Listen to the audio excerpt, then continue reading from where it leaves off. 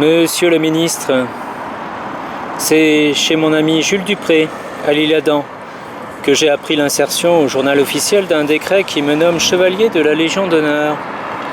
Ce décret, que mes opinions bien connues sur les récompenses artistiques et sur les titres nobiliaires auraient dû m'épargner, a été rendu sans mon consentement, et c'est vous, monsieur le ministre, qui avez cru devoir en prendre l'initiative. Ne craignez pas que je méconnaisse les sentiments qui vous ont guidé.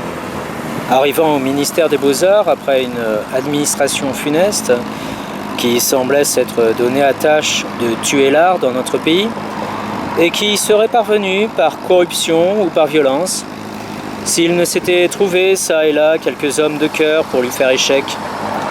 Vous avez tenu à signaler votre avènement par une mesure qui fit contraste avec la manière de votre prédécesseur, le maréchal Vaillant, ministre de la Maison de l'Empereur et des Beaux-Arts.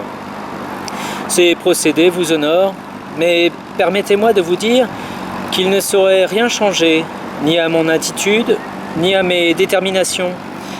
Mes opinions de citoyen s'opposent à ce que j'accepte une distinction qui relève essentiellement de l'ordre monarchique.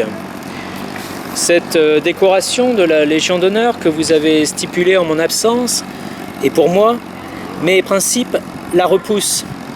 En aucun temps, en aucun cas, pour aucune raison, je ne l'eusse accepté. Bien moins le ferais-je aujourd'hui que les trahisons se multiplient de toutes parts et que la conscience humaine s'attriste de tant de palinodies intéressées. L'honneur n'est ni dans un titre, ni dans un ruban. Il est dans les actes et dans le mobile des actes.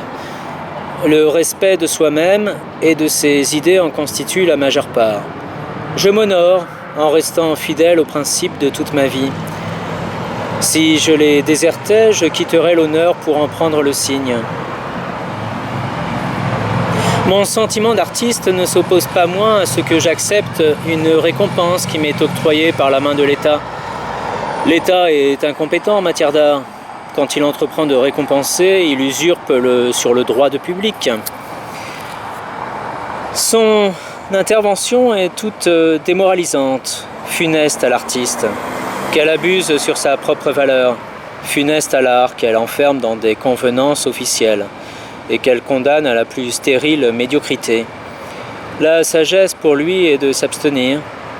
Le jour où il nous aura laissés libres, il aura rempli vis-à-vis de nous tous ses devoirs. Souffrez donc, monsieur le ministre, que je décline l'honneur que vous avez cru me faire. J'ai 50 ans et j'ai toujours vécu libre. Laissez-moi terminer mon existence libre. Quand je serai mort, il faudra qu'on dise de moi: celui-là n'a jamais appartenu à aucune école, à aucune église, à aucune institution, à aucune académie, surtout à aucun régime, si ce n'est le régime de la liberté,